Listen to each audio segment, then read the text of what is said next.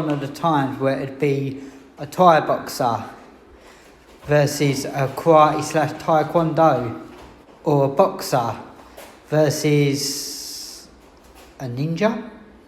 MMA fights can be pretty chaotic, and sometimes a game plan can go well out the window and a fighter can be forced to use different sorts of stances. But most fighters do have their traditional sort of stance they like to stand in for, obviously, when the bell goes and when they first start fighting, or the preferred stance they would like to try and fight in.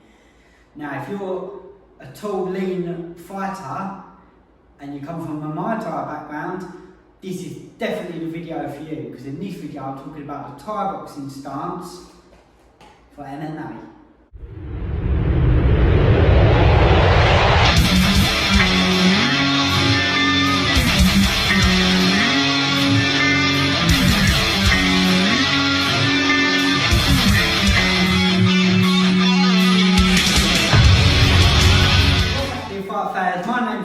And if you're new to my channel and you like MMA videos and fitness videos, you might want to consider smashing that subscribe button. Just like that. And also give it a thumbs up. Now, I've done a video before about the boxing stance for MMA and some of the pros and cons to the boxing stance. Now, I started off boxing, but I very quickly went into kickboxing and then on to Thai boxing. And I've done Thai boxing for a very, very long time. I've even trained out in Thailand. I love Muay Thai. So I use my Thai boxing stance quite a bit in MMA. So let's get into it and talk about the Thai boxing stance. Unlike the boxing stance, or even the karate stance, the Thai boxing stance is very, very square on. You often have both feet facing forward, one foot up on the heel, one foot quite flat on the floor, unless you're going more defensive, but I'll talk about that in a little while. And you have your hands up quite high. So some fighters will have their hands a little bit lower to obviously help protect their chin and their ribs. And also it helps them with their boxing in this stance, where some fighters will have their hands a little bit higher, where they can bait for kicks to catch, or they can trap their opponent's hands to help them with their knees, their kicks and their elbows. The reason why you're quite square on is because the Thais figured out to block roundhouse kicks, they would use their shins to check roundhouse kicks. And it's also very handy for throwing their own roundhouse kicks. You can use your knees and your elbows, and obviously that's how Muay Thai come about, Thai boxing. But for MMA, the thing what people always say is, yeah, if you're standing too tall in a Thai boxing stance, you're very easy to get taken down, especially if you have your hands up high, like some Thai boxers do. Now, yeah, that is the case. You could get shot shooting on a double leg takedown, but at the end of the day, if you're fighting a wrestler, no matter what stance you're going to be in, he's going to take you down. But if you're very confident in your Thai boxing, he's got to get past their knees first before he even attempts to shoot you to take you down. So if you're comfortable with your Thai boxing stance, this is the reason a video what I'm making to say, like, stick with your Thai boxing stance if you're doing MMA and that's what you feel comfortable in. If one thing I would say, if you seem to be getting taken down a lot, then obviously I could say work on your wrestling defence, but instead of that, work on your jiu-jitsu. Beat the nuts off your back. If you're submitting everyone who takes you down off your back, then people ain't going to want to take you down, they're going to want to stand with you. And if your Thai boxing is really good, they're not going to want to stand with you, so they're going to take you down into your jiu-jitsu game. So that's why I find Thai boxing and jiu-jitsu go very well together. The Thai boxing clinch game as well. When you're clinched up, you're in a good position sometimes for them flying arm bars and flying triangles. And another reason why they go very well as well, because that loosens up your kicks. You can throw as many roundhouse kicks as you like, and you ain't got to be afraid about being taken down, because as soon as you get taken down, you're going to be punching with elbows and you're going to be firing up your triangle traps and arm bars off your back. That's how you've got to look at it if you want to try and stick with your Thai boxing stance. Like in boxing, wrestling complements boxing very well because they can sit down, they can have that nice wide stance, they can sit down to use their punches. So boxing and wrestling go very well together, but jiu-jitsu and Thai boxing go very well together. So just bear that in mind, if, like I said, if you want to stick with the Thai boxing stance. Don't get me wrong, you don't have to. You could be a good wrestler and have your Thai boxing stance, and every time people take you down, you can use your wrestling to get back up on your feet. Use your wrestling to keep it standing. But anyway, like I said, I just think jiu-jitsu and Thai boxing do go well together. Now, like I said at the start of the video, if you're a tall fighter and you're quite lean, the Thai boxing stance is good for you. Again, doesn't mean that if you're a short, stocky fighter, you shouldn't use a Thai boxing stance.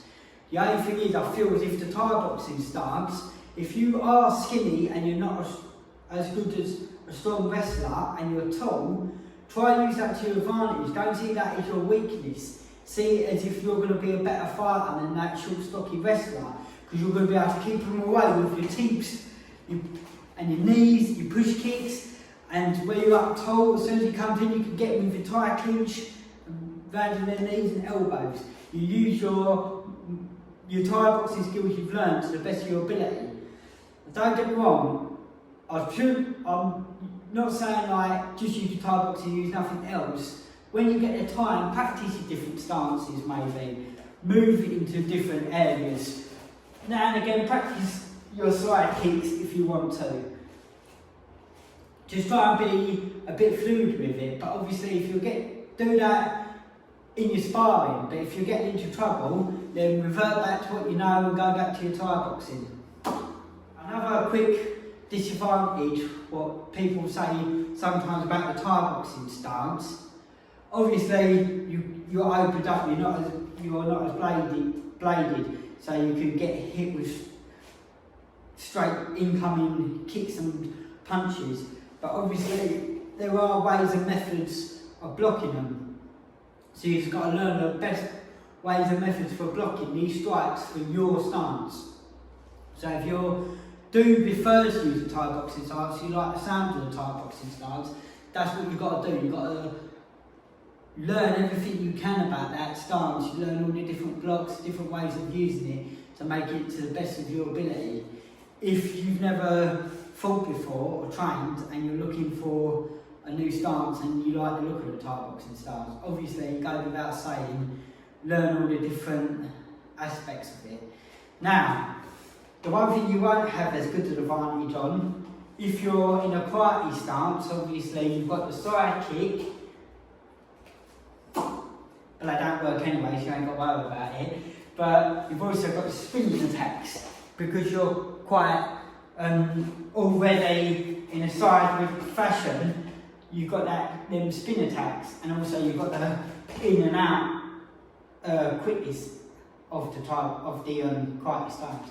But with Thai boxing, you can also step back into your other stance. So if you're too close to your opponent and you need to make a quick exit back, you step back like that, you cover a lot of distance. You should be able to cover enough distance to get out of the way of most strikes, from being up in that stance like that to a nice big step back, and then if you need to, step back and round.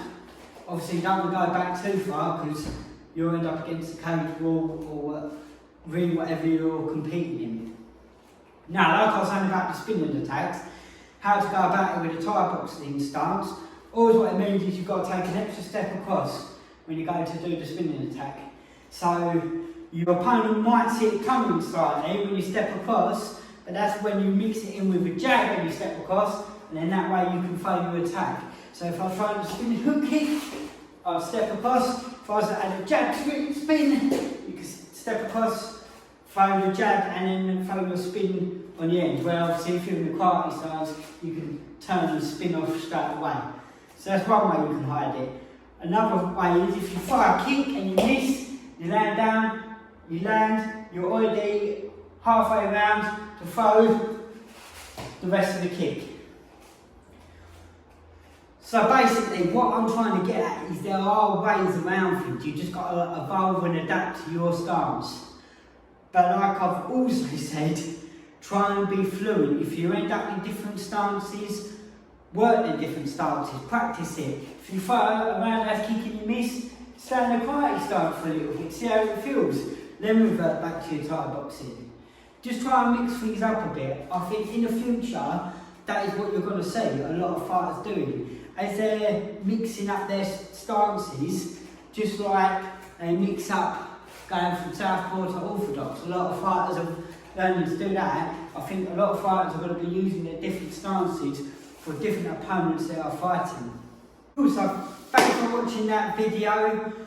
Don't forget to subscribe and let me know in the comment section what is your favourite stance, or what stance you tend to use for MMA, or what stance you tend to prefer to watch in MMA. I definitely like when you see to have a Thai boxing, more of a Thai boxing style stance, and they're using their knees and elbows.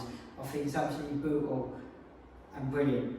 And also, I don't like the other stances, not hitting on anything or anyone. Anyway, thanks again for watching. Make sure you subscribe, and I might even make that video about the ninja stance.